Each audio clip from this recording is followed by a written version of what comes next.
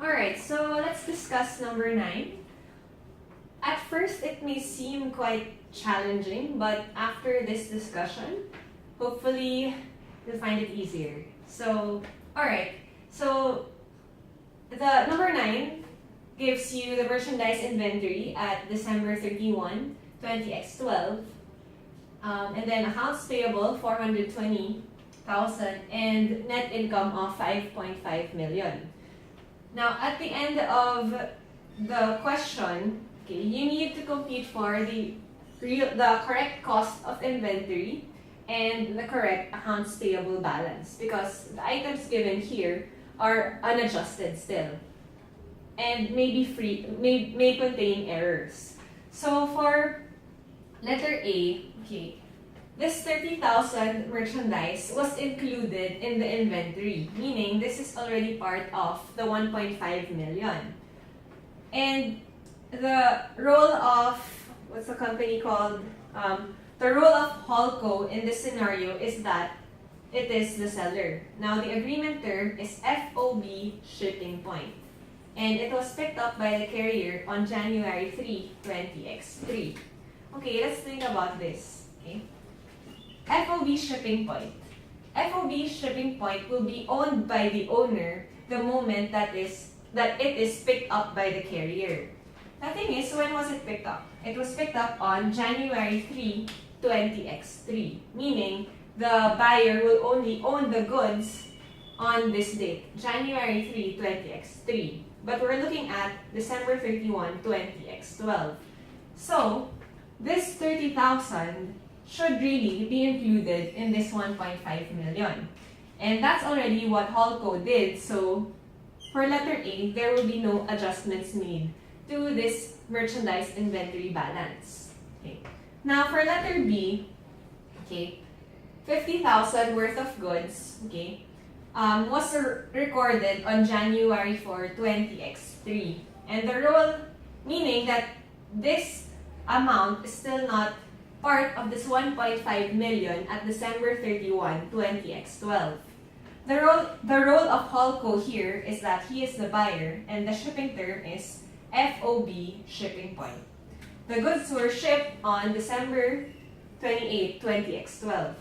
So FOB shipping point, what do we know about this? The moment that it is shipped or the moment that the carrier gets the merchandise, it is owned by the buyer. Okay. They were shipped on December 28, so it means that they should be part of this merchandise inventory here at December 31, 20x12. But the thing is, okay, Holco did not include it. They recorded it on January 4.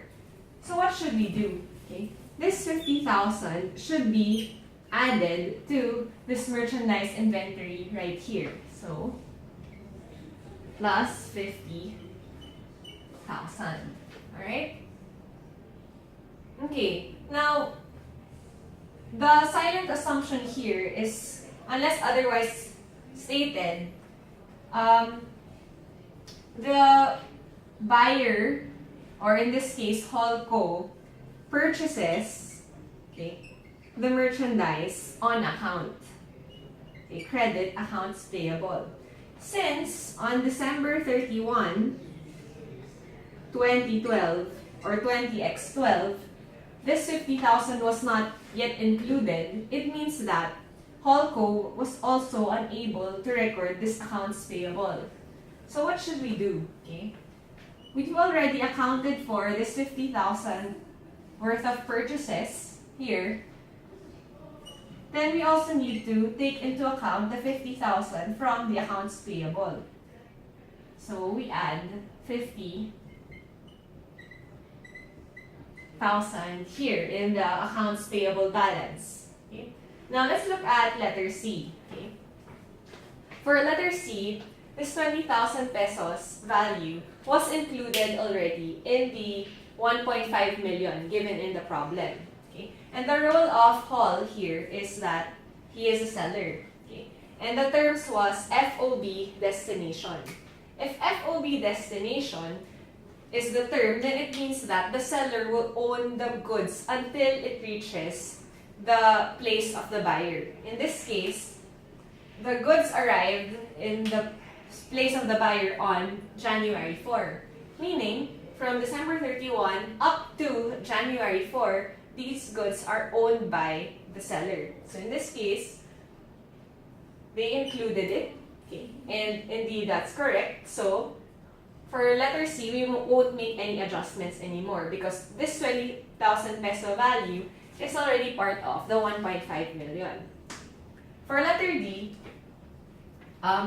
there's no value for the merchandise, but they did say that it was not included in this 1.5 million value. And the role played here by Hall is that he is the seller.